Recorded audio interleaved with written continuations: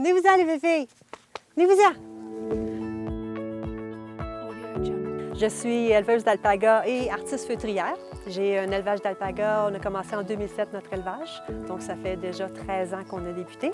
C'est vraiment un animal qu'on a choisi parce que le but de cet élevage-là, c'est pour la fibre et non pas pour la viande. Donc, je fais toutes les étapes de transformation de la tonte jusqu'au produit fini.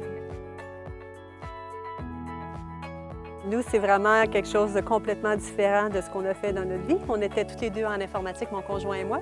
Puis c'est en 2002 que j'ai découvert les alpagas. Je suis tombée en amour avec l'animal comme tel. Puis là, j'ai présenté ça à mon chum. J'ai dit, on lâche tout, puis on fait un élevage d'alpagas.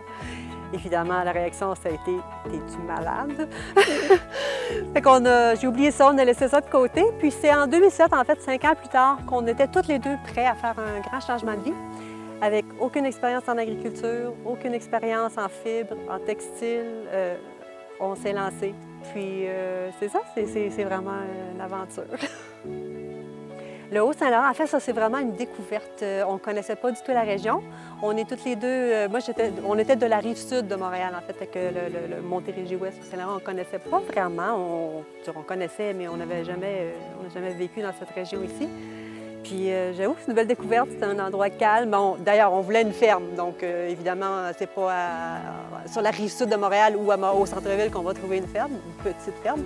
Fait qu'il fallait vraiment qu'on ait un endroit qui nous permettait d'avoir accès avec la grange et tout. Et en même temps, mais on ne voulait pas trop s'éloigner de la ville. Fait que nous, notre critère, c'était à l'intérieur d'1 heure de Montréal. Fait qu'ici, on est à 45 minutes de Montréal, c'est super. Fait qu'on trouve ça juste parfait. Bon, il y a beaucoup d'éleveurs d'alpagas, il y a beaucoup de fermes, il y a beaucoup d'options. Mon côté à moi, mon petit côté à moi, c'est que je fais tout sur place, de la tonte jusqu'au produit fini. C'est que c'est moi qui fais la tonte aussi. On ne fait pas venir des tondeurs pour s'occuper de ça. On fait vraiment tout. C'est un choix qu'on a fait pour le bien-être encore des alpagas. Je voulais qu'on puisse faire ça dans un environnement plus calme. Donc, je fais la tonte au printemps. Ils ont été tondus il y a à peine 1 mois. Je fais la tonte, je trie la fibre, je la lave, je la passe à l'écharpilleuse, cardeuse, feutrage à l'aiguille, feutrage à l'eau, le design, confection, couture, épatron. Je fais tout de A à Z. Je peux créer avec la fibre corsée, la fibre de patte ou d'un animal. C'est comme des cheveux. Fait que la fibre de patte ou la fibre d'un animal plus âgé va être un petit peu plus corsée. Bien, je vais faire des semelles, des tapis, des produits qu'on ne va pas porter contre la peau.